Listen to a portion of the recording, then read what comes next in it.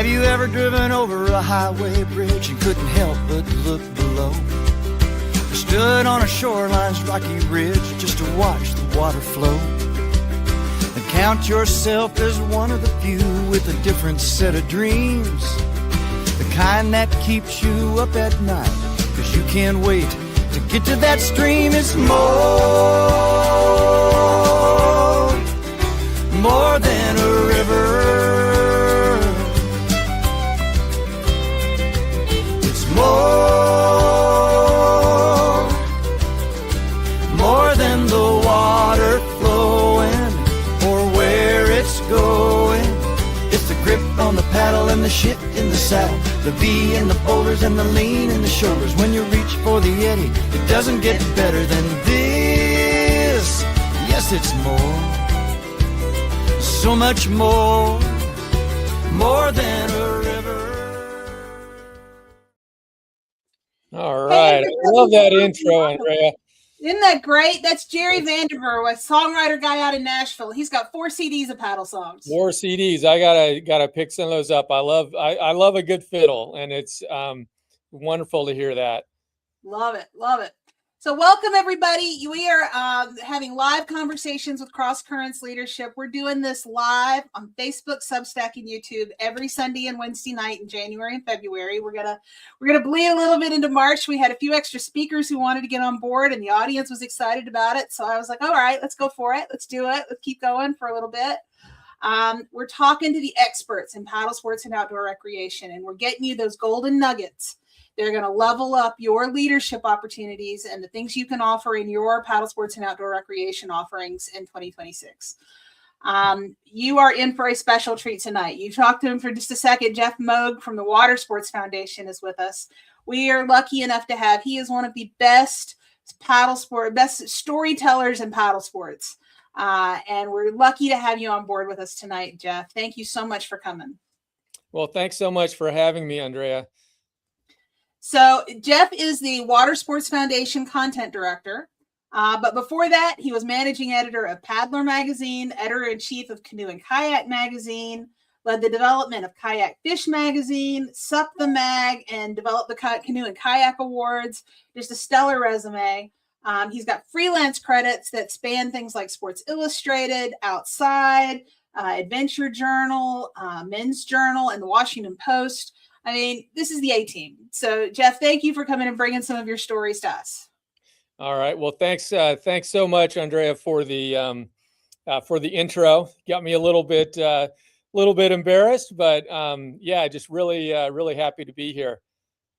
Well, I want to talk about the things that you're doing at Water Sports Foundation, because it's really a unique niche. You guys are telling some phenomenal stories. You're doing it in articles and social media, but you're also developing a resource library. So talk to us about that. Tell us about what you're working on. Well, yeah. So the Water Sports Foundation was founded back in 2004. And we do safety outreach for boating and paddling. And when we say boating in that context, we mean power boating and paddling. And since 2016, we have had a concerted effort to kind of preach the safety gospel to paddlers, and specifically to the most at-risk group of paddlers who, believe it or not, are the beginners, right? It's not necessarily the folks that are out, running the whitewater or doing the big, offshore expeditions in sea kayaks, because there's, within those niches of paddling, there's a really strong kind of safety culture and safety ethic. But people that are just brand new to the sport, they often don't have that kind of that entryway to get that information that they need. Just the most basic stuff of, make sure you wear your life jacket. If you're on a stand-up paddleboard, make sure you've got a leash to you. So it's, if you lose the board, you can get back on it, get back to safety. And a lot of folks, for example, if you buy a kayak from, let's say Walmart, which is, they're chained to the wall in my Walmart, right? I see them every time I go there, right? Yeah. Low price. It's almost, it could almost be an impulse buy. Wow, I'm going to get one of those. But in the process of doing that, you might not actually talk to a salesperson that can tell you where to go. You know, where's the safe place and the good place for a beginner to go and paddle in my area, right? What do I need to know? What do I need to make sure that I have, you know, a life jacket and the proper clothing? So we try to fill that gap by providing safety messaging, just almost any way we can. We do it through through magazines or paddling websites. We do a lot of work there. We do videos. We work with retailers, and we work actually with those big box retailers and work to get them the resources that they need to be able to talk safety and give people the skills in the background that they need to safely enjoy paddling and to have a great time when they're out there. Yeah, well, and I know you've told me a little bit about the Safe Paddle Project, and as I understand it, and help me understand it, part of what you're doing is writing articles to kind of meet customers where they are, and exactly, those most search terms on SEO optimization, but then weave in, kind of sneak the vegetables into the meal, right? You're weaving in the consistency. Exactly. We're kind of sugarcoating the medicine, if you will. And you mentioned storytelling. That's the background that I come from, not so much in this context where I'm actually talking to somebody, but when I have a little time to sit down in front of a keyboard and weave a great story, an adventure story. We do a lot of rescue stories where somebody has a close call, and as you work through that narrative can be very gripping. How did this person get into this situation? How did they get out? There's often a strong emotional component of, oh, thank gosh, they made it through this. But in telling that story, you also have the opportunity to say, well, if they had had a life jacket here, or if they had, the lead paddler had, caught an eddy and looked ahead to see what was happening, we could have prevented this. Or, here's the way that a team of paddlers came together. I got a great story about that I'm working on right now. How a team of paddlers kind of came together to effect a rescue, and the teamwork that we're used to, especially once you kind of advance a little bit within the paddling world and start to go on more challenging water, whether be it whitewater, be it sea kayaking, the teamwork really becomes an element, right? And it's that culture I was talking about, where our culture as paddlers is to look out for each other, to make sure that we, develop the skills that we need to save somebody. So the story I'm working on right now, I'll keep this as brief as I can. It was a group of paddlers on the North Fork Payette River in Idaho, which is many of the folks out there know that's a kind of a classic Class 5 whitewater river. Yeah. And it's got a road that runs right alongside the river for most of the run. And a paddler was in an eddy waiting for his friend who was surfing a wave just upstream, and he watched a car come off that road, hit a rock, flip, land upside down in the river, and there were two people in that car, including a woman who was partially paralyzed, who was already partially paralyzed, not as a result of the accident. And the two that were right there on scene got the two people out, and within 10 minutes, a second group of boaters came down. One of them was a physician, and she was able to kind of take command of the situation. And, these 10 or so paddlers, plus a rafting van, that was running their shuttle, they stopped, and the, 4 or 5 raft guides kind of ran down the embankment and to lend a hand. And, long story short, those two people are safe at home now, having dinner with their families because of the skills and the presence of mind that those paddlers had, right? Yeah. And that is something that we just try to tell those stories and celebrate those stories, because when you listen to something like that, it's kind of going off in the back of your mind, like, well, what would I do in that situation? Mm-hmm. Would I have tow rope that I need to, to pull my friend to safety if he was, capsized and hypothermic out in the middle of Lake Superior. That's another one I'm working on here. So there's so many of those interesting stories that can be used as vehicles, not just to, kind of describe this is what you should do in an emergency, but to kind of get down in the reptilian cortex, right? Because honestly, I mean, that's how people have always learned, right? It goes back to Aesop. Well, the storytelling is kind of the next best thing to experiential learning with your own hands. Exactly. Yeah, it is. It is the next best thing, that actually being out there, taking a class, practicing the techniques and the rescues, and practicing the skills. And of course, that's something that we're always trying to promote as well. It's like, find your local club, find your roll session if you're a whitewater paddler or a sea kayaker. Find your community. And I know, Andrea, you do a ton of work with meetup groups, right? Where somebody who wouldn't necessarily have a group of friends that are already, doing paddling, right? They're going out on a limb. I'm going to try, I'm going to try kayaking. What do I do next? And I do a lot of education right at that entry level. Exactly. And that's the most important, to start people off right.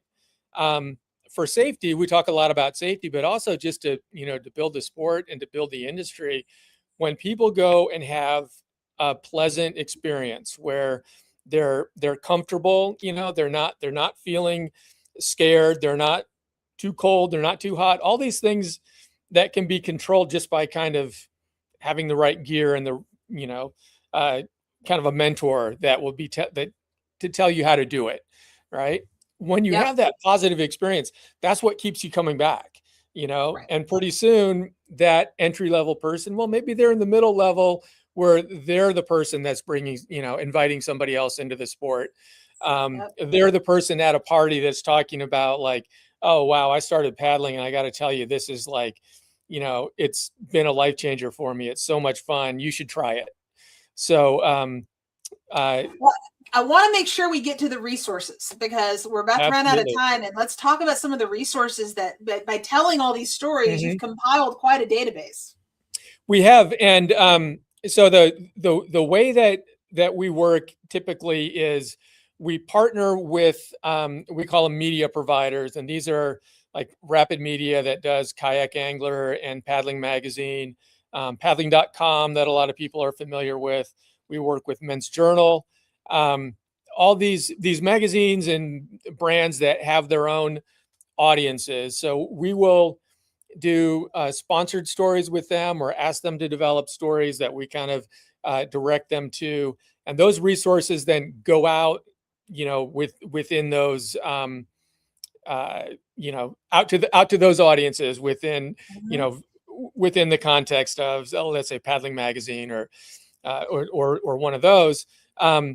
So all of our stuff is distributed that way, and kind of a first row distribution. But we also keep it all archived on our website, which, get ready, everybody, it's www.watersportsfoundation.com. There's a screenshot of the site. Thank you, Andrea, for putting that up. Now, on this site, we have what we call our Lessons for Life story. This guy waving here is an example of one of those, which is one of these true life stories that we can learn from. There's a video component to that.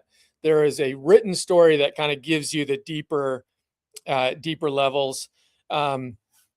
We also have photo libraries. We have B-roll video, so that if your local news is doing a story on paddling safety, they can actually go get some B-roll, some stock images or stock footage that they can use in their stories, so that you see people actually paddling the right way, with life jackets that fit and the paddles aren't upside down, and all of these kind of eye roll things that we often see. We eliminate that. We make sure that people have the resources that they need. And I should say, anybody within, the safety community, the RBS community, all of this material is available for everybody to use. We are supported by the United States Coast Guard through the Sport, Fish, and Recreation Boating Trust Fund. Can't believe I got that one all out in one word, but basically, you know, your boat taxes, your fuel taxes, your fishing gear taxes, all of that pays for activities like ours and like other great partners that are kind of doing this nonprofit safety work out there. So that means that everything is copyright free. If you need a video to describe kayaking safety, we have it. It's on our YouTube site. It's free to embed. And if you wanted to, cut a little bit out of it and use it on your social media, you can just reach out to me or to my partner, Jim Emmons.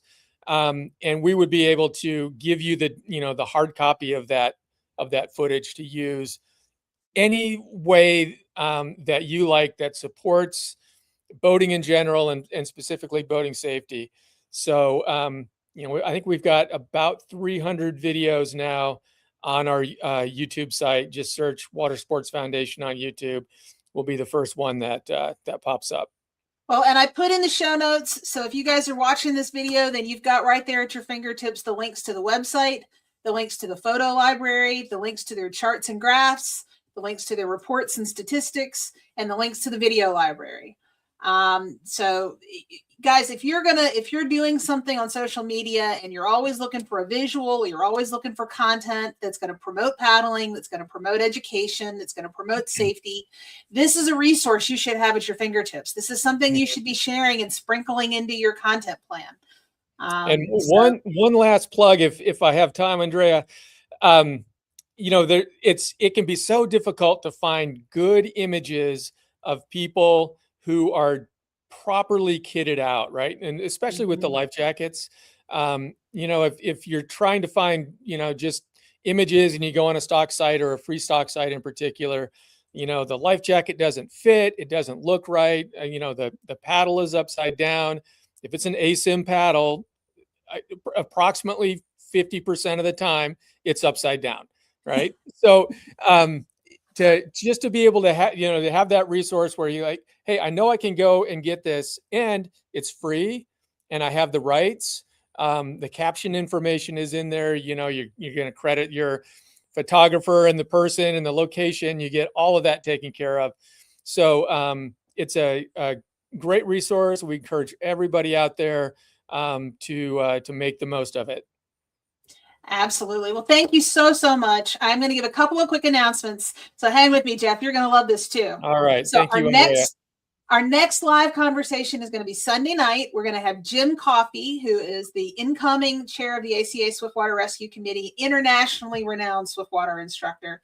He's going to tell us some phenomenal stories about some training he did recently in Mexico, and also, sneak peek, tell us what's coming up for World Drowning Prevention Day in July. He's organizing something phenomenal. You're going to want to be in on it. So check us out on Sunday. I also need to give a quick shout out to all of our viewers who were here last week with Jeff Atkins.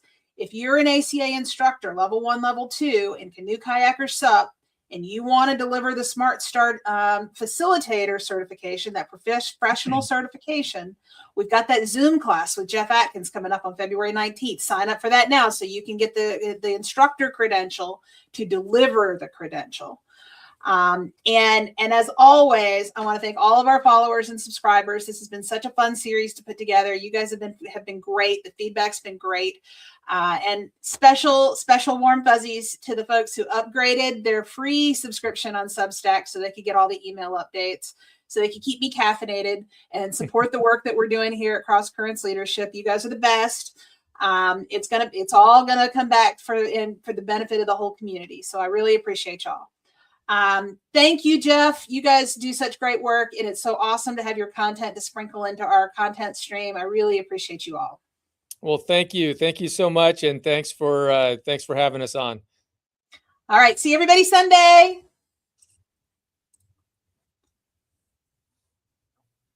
All right.